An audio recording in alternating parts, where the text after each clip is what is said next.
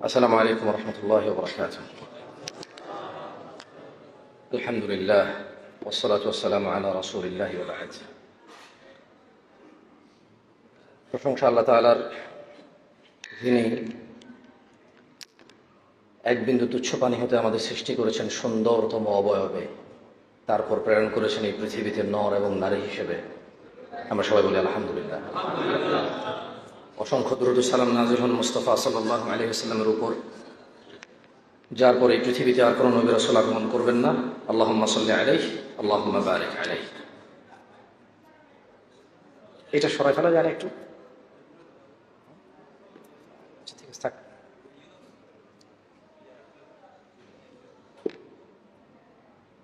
সময় লেগে যাবে। খের,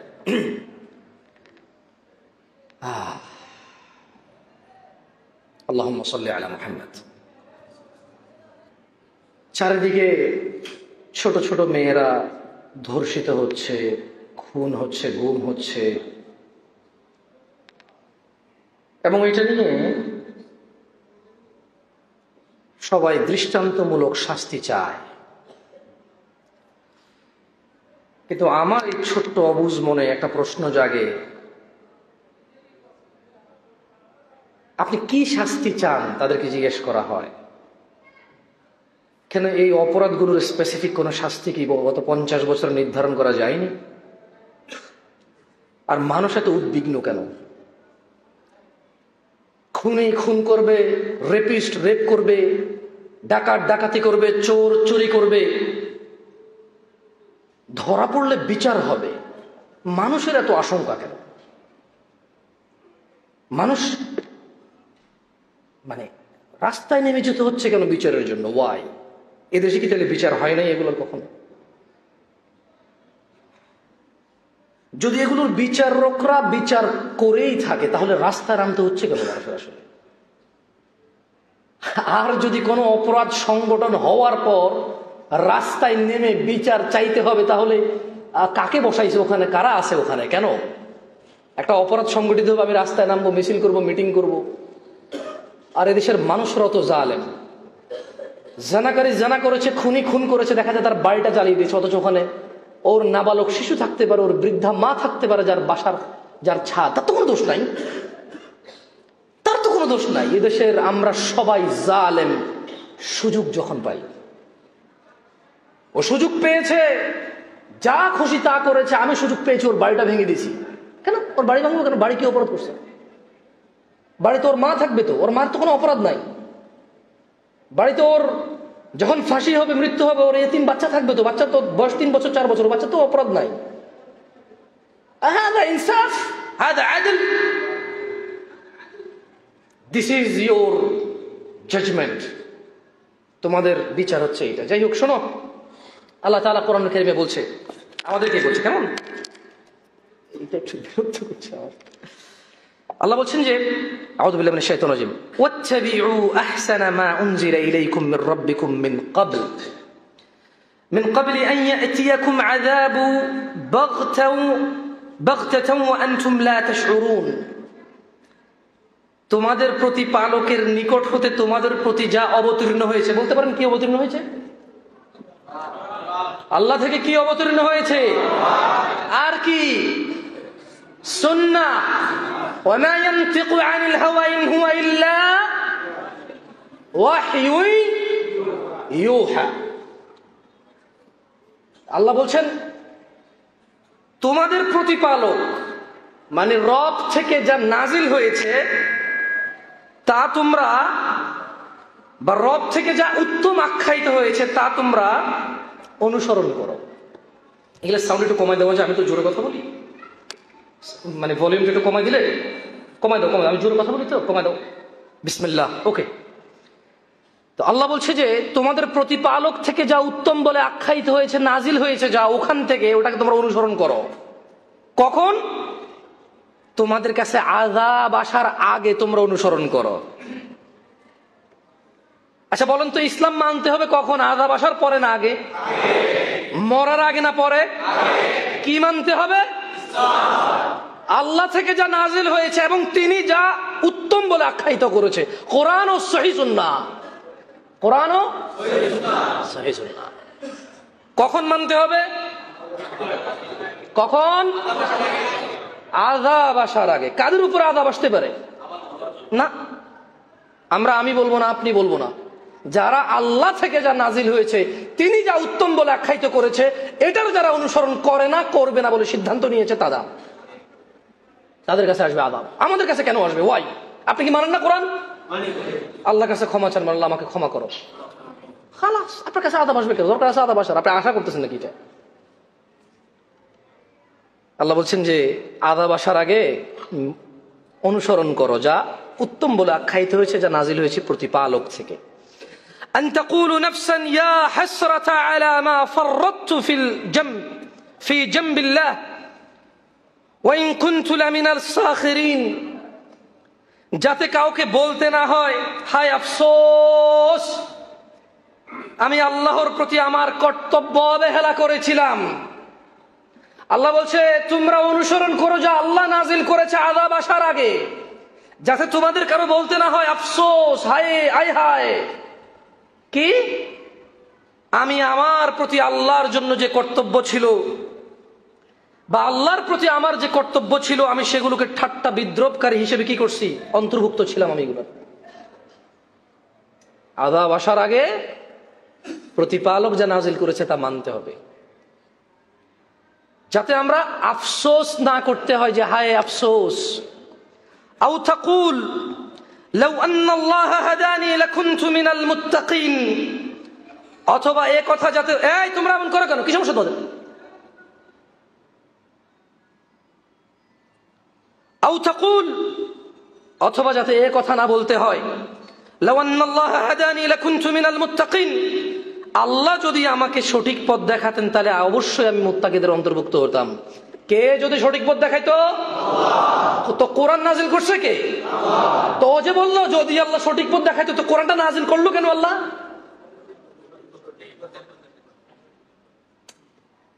মানে আল্লাহ বলছে যে আযাব আসার আগে ভালো হও, যাতে এটা বলতে না হয় যে আল্লাহর প্রতি যে কর্তব্য ছিল আমি ঠাট্টা বিদ্রুপ এনেছি। অথবা যাতে এটা বলতে না হয় যে আরে আল্লাহ যদি আমাকে হিদায়াত দিত আমি তো হিদায়াতের অন্তর্ভুক্ত হইতাম, আমি তো ভালো হইতাম, আমি তো চোর ডাকাত জানি হইতাম না, আমি তো বেনামাজি সুদখোর ঘুষখোর হইতাম না, আমি তো বেরোজগার হইতাম না, আমি তো নেশাগ্রস্ত নেশাখোর হইতাম না। আল্লাহ যদি আমাকে হিদায়াত দিত, কে যদি হিদায়াত দিত? তো কোরআন কে নাজিল করেছে? নেশা ওখানে হারাম না হালাল? জুয়া ওখানে হারাম না হালাল? রোজা ভঙ্গ হারাম না হালাল? রেপ করা হারাম না হালাল? চুরি করা হারাম না হালাল? নামাজ ত্যাগ করা হারাম না হালাল? অন্যায় অবিচার জুলুম করা হারাম না হালাল? তো তাহলে ও ওটা বলবে, দেখছেন? ও বলছে আল্লাহ যদি আমাকে হিদায়াত দিত আমি হয়তো মুত্তাকি। তো তোমাকে তো আল্লাহ হিদায়াতের জন্য কোরআন নাজিল করেছে।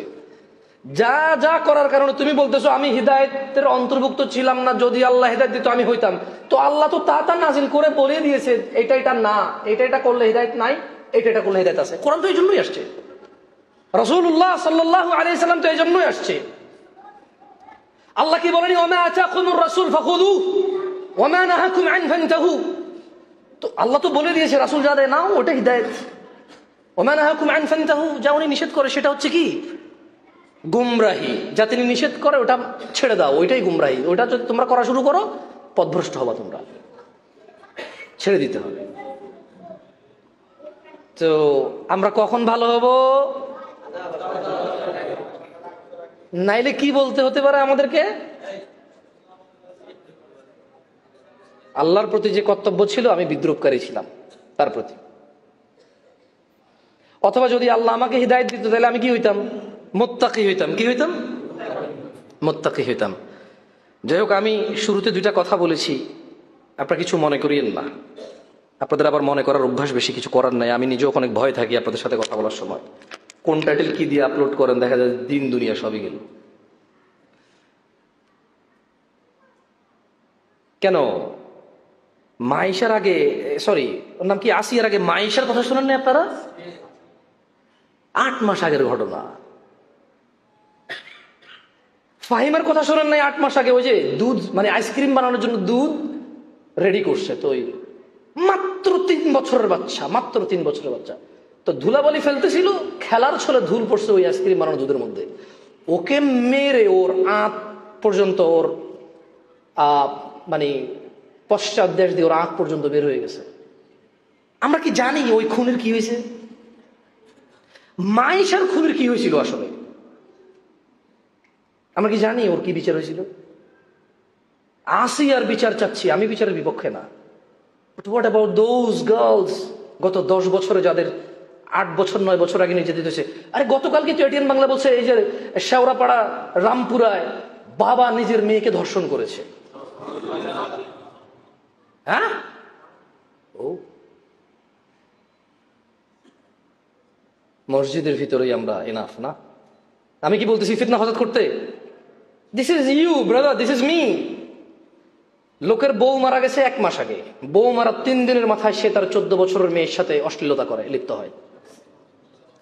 And then ATN Bangla news, and then সেটা কন্টিনিউ করতে থাকে জোর জবরদস্তি। তার যেহেতু বস্তিতে থাকে, প্রতিবেশী কেউ একজন দেখতেছে রাত 9টা-10টার দিকে লাইট জ্বলতেছে, খচখচ আওয়াজ শুনতেছে। সে টিনের ফাঁকি দিয়ে তাকায়, দেখে যে ওই বাবা অসৎ কর্মে লিপ্ত হওয়ার জন্য ফার্মেসি থেকে নিয়ে আসা কোনো কিছু বের করছে। আপনারা যেটাকে সন্তান প্রতিরোধক কি যেন বলেন, ওরকম কিছু আর কি, হ্যাঁ, নাম বলতে পারতেছি না লজ্জায়। তখন তার মনে একটা সন্দেহ জাগে যে তার স্ত্রী মারা গেল 1 মাস আগে, সেটা বের করবে কেন? তো সে পেশাব করে চলে যায়, চলে গিয়ে এরপরে তার ওয়াইফকে নিয়ে আবার আসে, বা সে এসে আবার দেখে যে তার বাবা, মানে মেয়ের বাবা মেয়ের সাথে অনৈতিক কাজে লিপ্ত হচ্ছে। অ্যান্ড দেন সে তার ওয়াইফকে এবং তার ম্যানেজারকে ডেকে নিয়ে আসে, গ্রামবাসীকে ডেকে নিয়ে আসে। ওর বাবা প্রথমে অস্বীকার, যাওয়ার পরে তারা ফার্মেসি থেকে যা নিয়ে আসছে তা খুঁজে বের করে দেখে যে এটা, বলে যে এটা কেন এখানে। সে বললো যে যা হয়ে গেছে ভুলে গেছে, আমি আর করবো না। এর বিচার কি বলতে পারেন? আরে ইসলাম তো বলে আসছেন না বিসিন, দাঁতের বদলে দাঁত,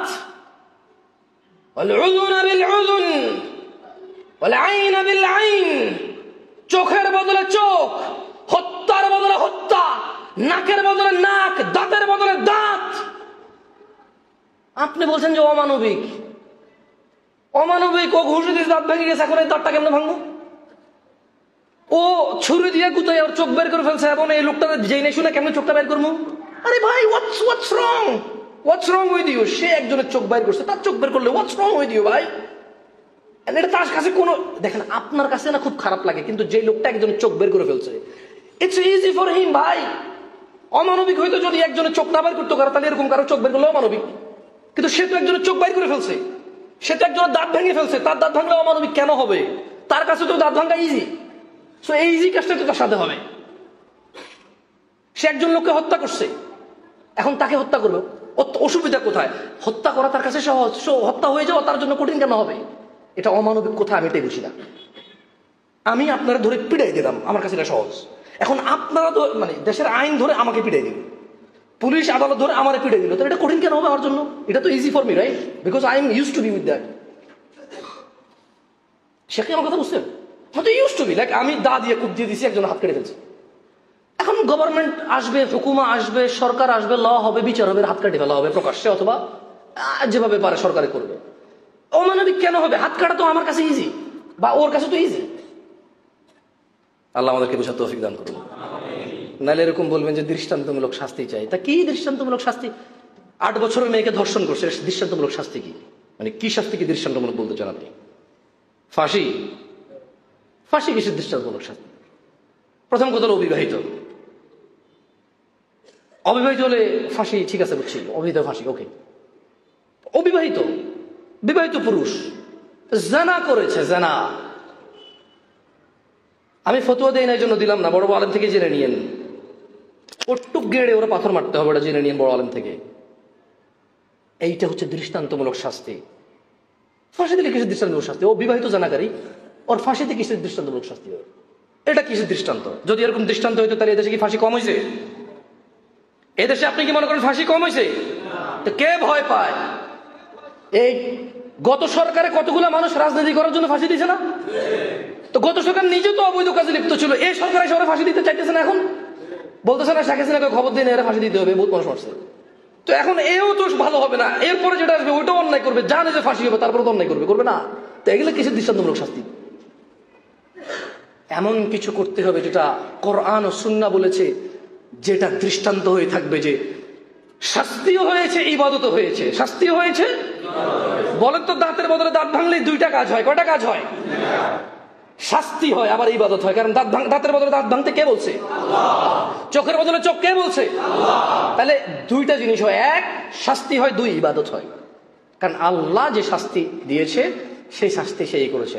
আর শোনেন, বললে তো আপনারা খেপে যাবেন, যারা আল্লাহর হুকুম মানে না তারা কাফের।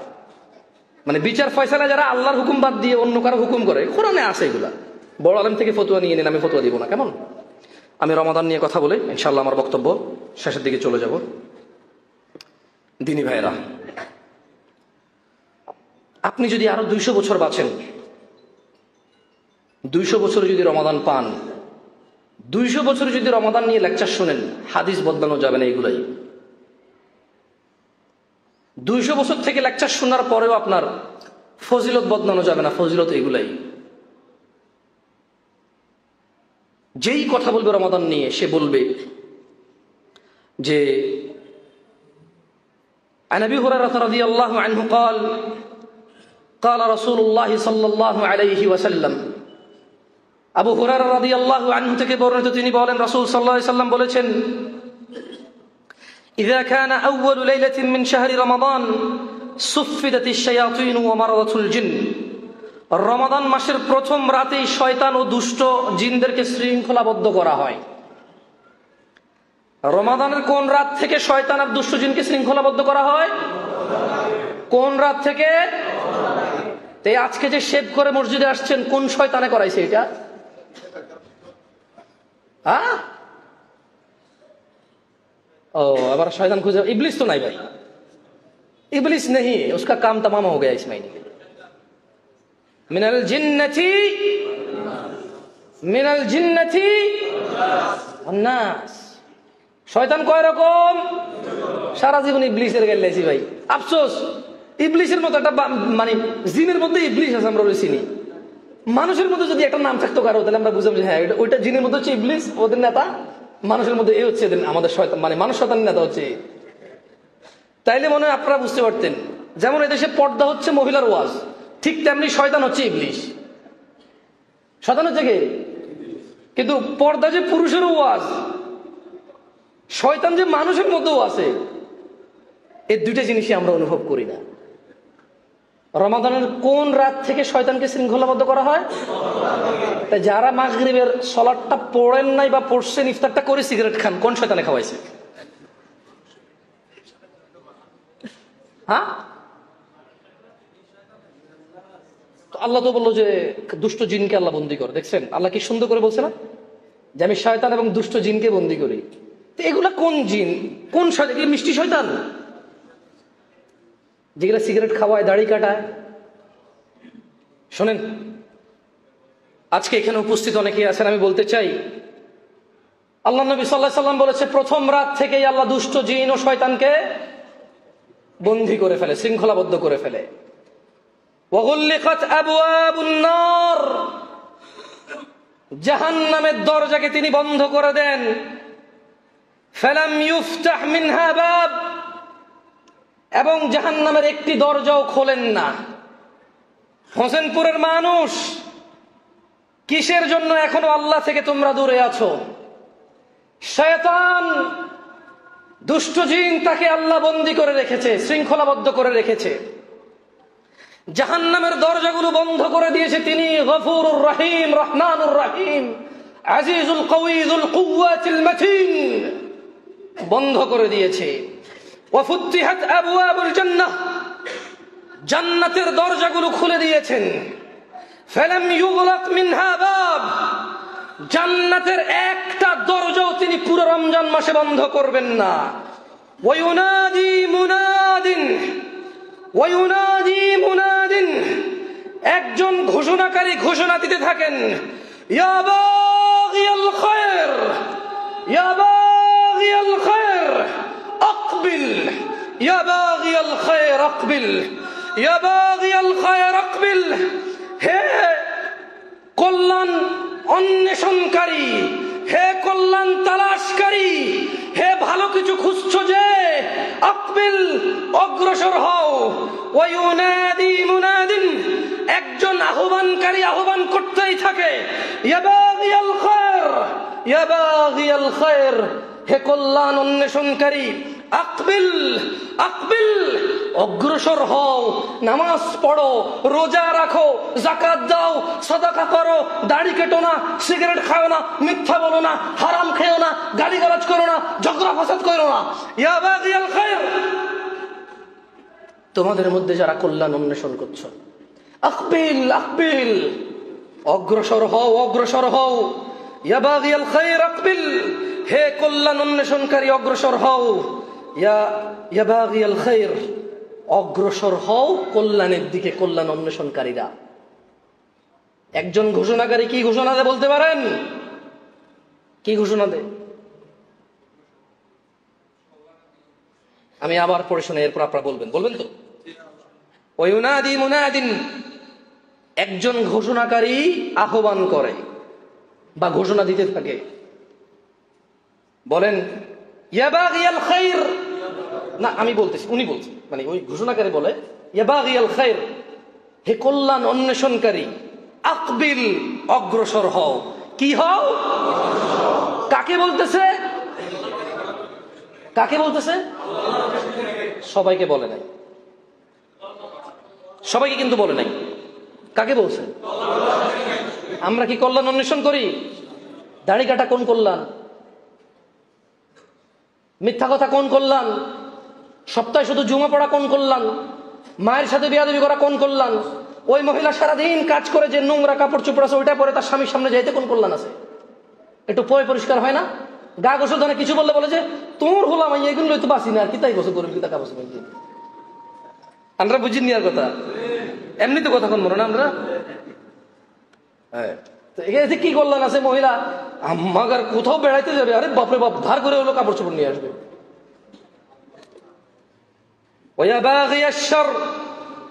ঘোষণাকারী ঘোষণা দিতে থাকে, হে পাপাসক্ত,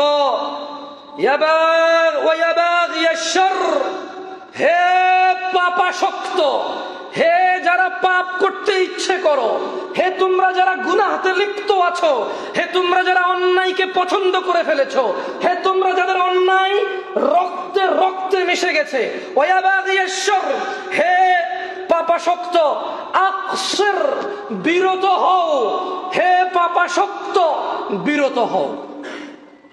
তাহলে প্রথম কথা হলো, শয়তানকে বন্দী করা হয় কোন রাতে? কিসের দরজা বন্ধ করা হয়? কিসের দরজা খোলা হয়? একজন ঘোষণাকারী কি ঘোষণা দেয়? আর কি ঘোষণা দেয়? পাপ থেকে বিরত। মুখস্থ গেছেন হাদিসটা? মুখস্থ গেছে হাদিসটা? আবার দেখেন, আবু হুরায়রা রাদিয়াল্লাহু আনহু থেকে বর্ণিত, তিনি বলেন আল্লাহ নবী সাল্লাল্লাহু আলাইহি ওয়াসাল্লাম বলছে, রমজানের প্রথম রাত থেকেই শয়তান ও দুষ্ট জিনকে শৃঙ্খলাবদ্ধ করা হয়। জাহান্নামের সবগুলো দরজা বন্ধ করা হয়, একটাও খোলা হয় না। জান্নাতের সবগুলো দরজা খোলা হয়, একটাও বন্ধ করা হয় না। একজন ঘোষণাকারী ঘোষণা দেয়, হে তোমরা যারা কল্যাণ কামনা করো, অগ্রসর হও। ওই ঘোষণাকারী ঘোষণা দেয়, হে তোমরা যারা পাপাসক্ত আছো, বিরত হও। সুবহানাল্লাহ, ওয়ালিল্লাহি উতাকাউ মিনান নার। আর বহু লোককে আল্লাহ তাআলার পক্ষ হতে রমাদান মাসে মুক্ত করে দেওয়া হয়। ওয়াযালিকা কুল্লুল লাইলা, আর এটা প্রত্যেক রাতে হয়। বলেন তো প্রত্যেক রাতে কি হয়? প্রত্যেক রাতে ওই মুনাদি ঘোষণা দেয়, আসো। প্রত্যেক রাতে আল্লাহ কিছু মানুষকে কি করে দেয়? মুক্ত করে দেয়। কি করে দেয়? কোথায় থেকে মুক্ত করে বলতে পারেন? জাহান্নামে কি আছে বলতে পারেন? কি শাস্তি? হ্যাঁ, ওকে, কিছু বলি তাই শোনেন। জাহান্নামে ফুটন্ত পানি খাবে। কি এমনি খাবে না, কাঁটাযুক্ত, আল্লাহ কাঁটাযুক্ত গাছ খাওয়াবে। কেমন? ওটা গলায় আটকিবে। এটা কি আটকিবে? এখন সেটা ভিতরও নিতে পারবে না, বাহিরও করতে পারবে না। এরপর সে পানি চাইবে, তাকে ফুটন্ত পানি দেওয়া হবে। ফুটন্ত পানি খেলে তার এই কাঁটা আর পেটের আঁত উজলি যা আছে সব বেরিয়ে যাবে। এত গরম পানি দেওয়া হবে জাহান্নামে। জাহান্নামে বুঝতে পারছেন কি দিবে? জাহান্নামীদের রক্ত পুষ দেবে। জাহান্নামের সর্বনিম্ন যাকে শাস্তি দেওয়া হবে, কয়লা তার পায়ের নিচে দিলে মাথার এই মস্তিষ্ক টকবক টকবক টকবক করে উতরাবে। এর নিচে আর কারো শাস্তি নেই জাহান্নামের। ঘোষণাকারী কি ঘোষণা দেয়? হে পাপাসক্ত বিরত হও, হে কল্যাণ অন্বেষণকারী। আল্লাহ তাআলা আমাদেরকে তৌফিক দান করুন।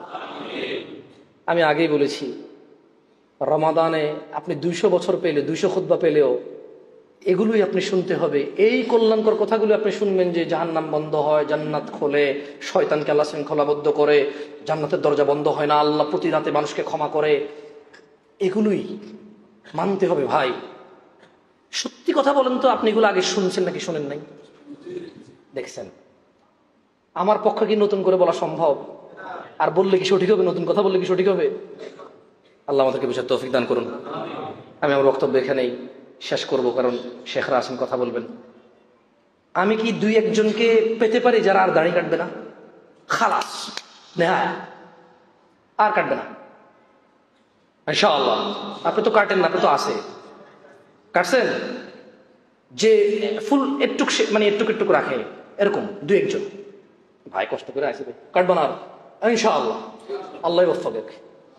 যারা হাত তোলেন আল্লাহ আপনাদেরকে তৌফিক দান করবে।